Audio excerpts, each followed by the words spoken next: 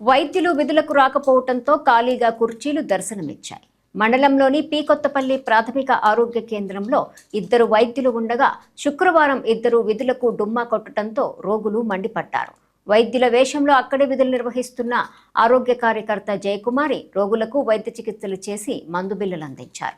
వైద్యులు విధులకు రాకపోవడంతో మా ప్రాణాలకు దిక్కెవరంటూ పలువురు మండిపడ్డారు.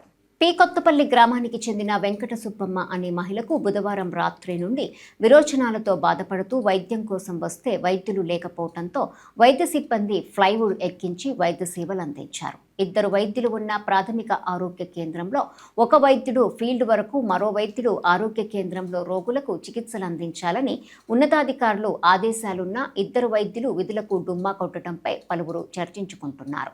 ఈ విషయమై వైద్యాధికారి డాక్టర్ రంగలక్ష్మి వివరణ కోరగా విధి నిర్వహణలో భాగంగా టక్కోలి గ్రామంలో శుక్రవారం విధి నిర్వహణలో ఉన్నామని, మరో వైద్యుడు మరో పని మీద సిద్ధవటంలో ఉన్నాడని, ఇలాంటి సమస్య మరోసారి జరగకుండా పేషెంట్లకు వైద్యులు అందుబాటులో ఉండేటట్లు చూస్తానని ఆమె తెలిపారు.